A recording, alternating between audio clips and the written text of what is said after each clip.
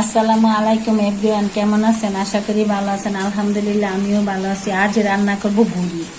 আর ভুড়ি ভাজি খেতে আমার পরিবারের সকলেই পছন্দ করে, আমিও পছন্দ করি। ভুড়িগুলো আগে থেকে সিদ্ধ করে ভাজি করে রেখেছি, এগুলো এখন রান্না করব।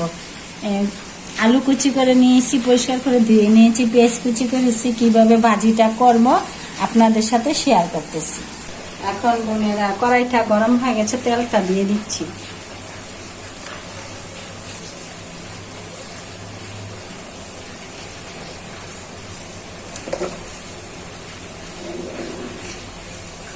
এলাচি, দারচিনি, তেজপাতা দিয়ে দিচ্ছি, একটু ভেজে নিই।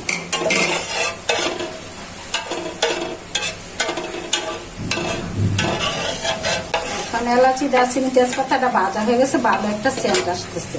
এখন পেঁয়াজ কুচিগুলো দিয়ে দিচ্ছি। আর বেশি করে পেঁয়াজ নিয়েছি ভুড়ি ভাজি করতে, আমার কাছে বেশি করে পেঁয়াজ দিয়ে ভালো লাগে, তার জন্য বেশি করে পেঁয়াজ দিয়েছি।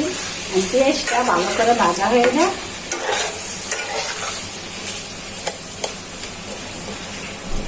এখন বোনেরা পেঁয়াজটা প্রায় ভাজা হয়ে গেছে, এখন আলুগুলো দিয়ে দিচ্ছি। আলুটা ভেজে নিব।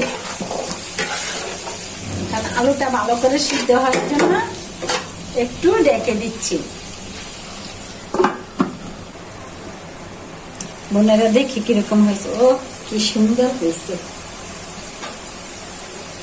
সুন্দর করে ভাজা হয়ে গেছে আলুটা। আর ভুড়ি ভাজিটা শুকনা শুকনা করে করবো, তো তার জন্য আলুটাকে আগের থেকে ভাজি করে নিলাম।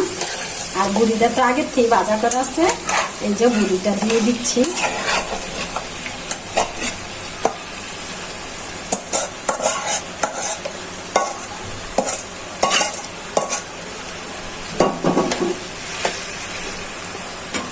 এখন একে একে সবগুলো মশলা দিয়ে দিচ্ছি পরিমাণ মতন হলুদের গুঁড়া, দিয়ে দিচ্ছি পরিমাণ মতন মরিচের গুঁড়া, দিয়ে দিচ্ছি পরিমাণ মতো জিরার গুঁড়া, দিয়ে দিচ্ছি পরিমাণ মতো ধনিয়ার গুঁড়া,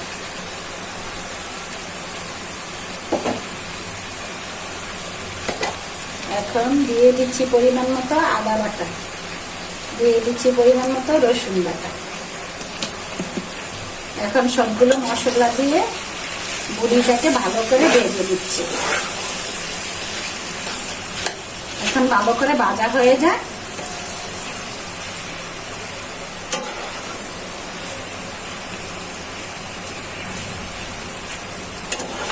মশলাটা দিয়ে ভালো করে ভাজা নিই।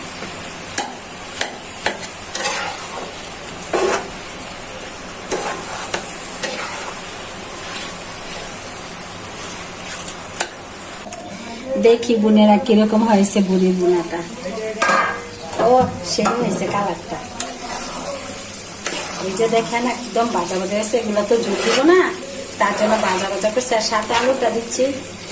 এই বুড়ি ভাজাটা ভাত দিয়েও ভালো লাগবে, পোলাও দিয়ে ভালো লাগবে, রুটি বা পরোটা জিরা দিয়েই খান, অনেক ভালো লাগবে। তো চেখে দেখি কিরকম হয়েছে। ও সেই স্বাদ। তো বোনেরা ভালো থাকবেন, সুস্থ থাকবেন, আমার ভিডিওগুলো বেশি বেশি দেখবেন, লাইক করবেন, কমেন্ট করবেন, আমার পাশে থেকে সাপোর্ট করবেন। আল্লাহ হাফেজ।